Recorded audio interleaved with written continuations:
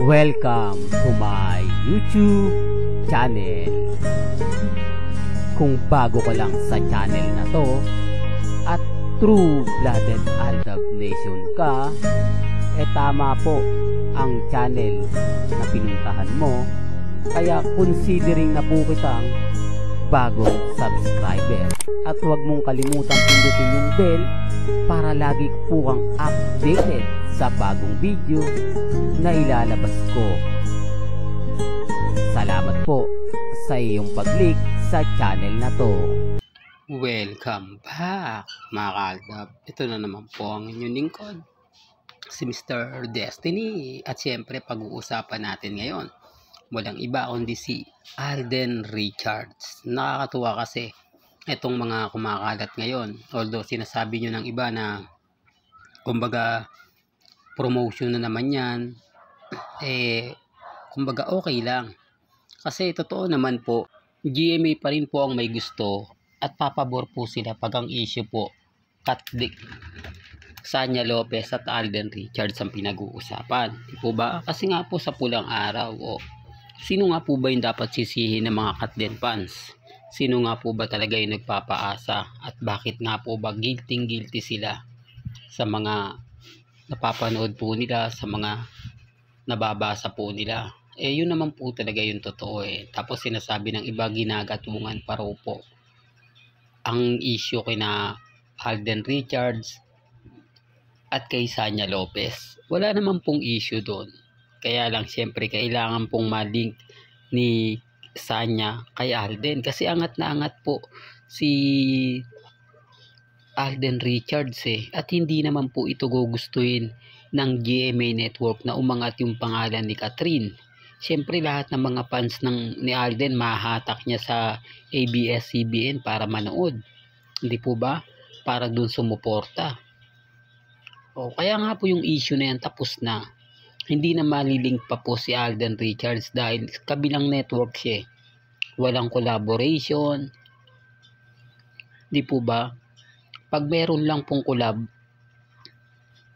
doon lang po pwede. Pero pag wala po, wala na. Di po ba? Patunay lang po yung video ng mga pinapakita ko po sa inyo.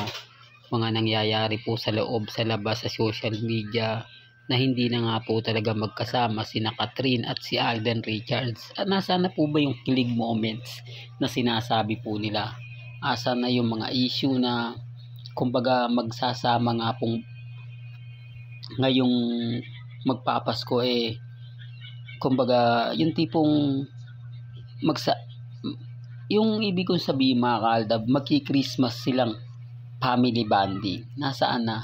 Hindi po ba wala? Yan ang patunay po mga kaaldab na maraming bitter po talaga pagdating kay Alden Richards.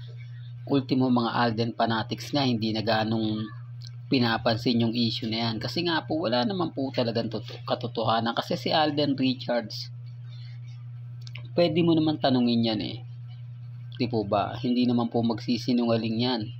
Lalo na po pag ang mga nagtatanong mga mamis, mga titas, mga senyor. Di po ba? Kung nasaan po yung kung sino po yung karelasyon ni Alden Richards, yun na po yun. Di po ba? Kaya nga po hindi kami affected kay Sanya Lopez Kaya lang syempre yung mga Katden, di po ba? Affected sila. Kasi makikita mo naman yung galawan ni Catherine kapag kakasama niya si Alden, di po ba? Nakita niyo naman po yung in-interview si Sanya Lopez patungkol kay Alden Richards sa kissing scene nila, di po ba? Nahalatang kumbaga may spark daw. Doon pa lang may mali na Doon pa lang masasabi nyo na may punto naman yung sinasabi ni Mr. Destiny kasi kumbaga wala nang promotion. Si Sunday naman kailangan po kasing tumibay yung samahan ni Alden at ni Sanya dahil patapos nga po ang pulang araw. Kailangan talagang suportahan doon muna sila po focus. Kaya nga po yung kumakalat yung mga issue na yan. Hindi po ba? Pasensya na po kayo kung bakit yan yung ina-update natin. Pambasag lang po kasi ito sa mga fans ng Katden na Kumbaga kung laitin po tayo, kung sabihan tayo na delulo, kulto, fake news, wala na po. Di po ba? Nasaan na po sila? Nasaan na po yung matatapang na Katden na sinasabing may relasyon sina Alden Richards at si Catherine? Wala na. Nasa GMA Network ngayon si Alden Richards, di po ba? Nasa GMA din si Sanya. Normal lang po yun na makikita ninyo at mapapanood lagi. Lalo na po yung kilig at yung, ito sa totoo lang po, kita nyo yung mga galaw ni Sanya Lopez kay Alden. Talagang halatang halata po na inaaki talaga ni Sanya si Richard Polkerson. Kaya nga po maraming Katden fans nga po talaga ang nagre-react kasi nakikita naman po nila. Hindi naman po siguro sila bingi at bulag kapag pumupunta sila ng social media. Kaya lang siyempre sa sinasabi nila, ginagatungan lang daw. Kumbaga katulad ko, nakikisawsaw lang daw po ako sa issue. Sino nga po ba yung nakikisawsaw? Galit sila kasi ramdam mo yung pagkatalo nila, pagkainis nila. Hindi po ba? Na nasaan na ngayon yung dalawa? Ano nang sitwasyon na yung o ano na yung mangyayari ngayon kina Alden at kay Catherine? Hindi naman po mahilig si Alden Richards pumunta sa mga bar. Abuti ng alas 12, kita nyo, di po ba? Trabaho, pagkatapos ng trabaho, uwi sa bahay, family, di po ba? Hindi po katulad ni Catherine, nakita nyo naman po. Talagang ginagawa niya po lahat. Kaya nga po daw natiwalig siya. Ano ba yan, Mr. Destiny? Natiwalag siya sa Iglesia ni Cristo dahil sa mga ginawa po ni Catherine. Dahil syempre bawal nga po yung mga bagay-bagay na ganon. Kaya nga po sabi ko sa inyo, may mga pagkakataon mapapaisip po talaga kayo eh.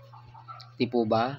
Dahil si Alden Richards hindi naman po mahilig sa mga ganyan, sa mga kumbaga, although pumupunta siya ng party, pero pagkatapos nun, doon lang. Hindi na siya pumupunta ng mga disco, hindi na siya pumupunta sa mga, kumbaga, alam nyo na, yung, well, nasa dulo ng dila natin, mga kaaldab, hindi ko mabanggit, pasensya na po kayo. Pero ang pinakamaganda lang naman po dito, kaya ko ito ina-update, dahil nga po sa mga fans ng Katden na naiinis po dati sa akin. Nagalit po sa akin. O ngayon, tapos na yung promotion. Ano ngayon ang mangyayari? Magkikita ba sila muli o hindi na? Yan yung mga simpleng tanong. Pero ang kasagutan po dyan, hindi na. Yan po yung masakit at totoong magaganap. Dahil wala na pong project sina Alden at si Catherine. Wala na pong saysay na magkikita pa po sila. Wala na pong saysay na magsasama pa po sila. Dahil lang po naman kaya sila nagsasama dahil sa promotion ng pelikula. Ngayon, di po ba? Tapos ang daming project ni Alden Richards. Kita nyo naman po, pagdating niya, taping ng Pulang Araw, endorsement. Tapos sa Casino Plus. Ang daming ganap kay Alden. Kaya imposible po na kumbaga makikibanding siya. Di po ba? Kaya nga sabi sa inyo, tayo pa rin po yung panalo. Aldab pa rin po yung wagi. Di po ba? Yan po yung totoo na hindi po nila matanggap. Lalo na po ngayon ang Katden. Na kahit sabihin nila pa ulit-ulit na ikakasal po si Alden Richards at si Catherine, okay lang po yan.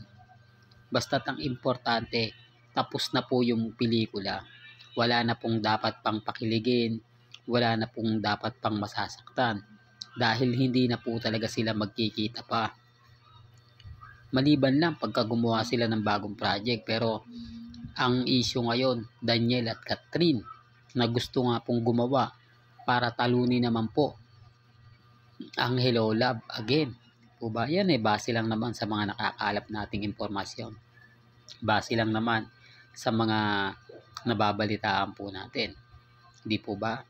Well, hanggang dito na lang po ang ating latest updates. Kaya kung gusto nyo pa po ng pinaka-latest at sariwang update, abay tumutok lang po kayo dito po sa channel ni Mr. Destiny para updated po kayo sa mga latest at sa mga bagong video po na ilalabas po natin.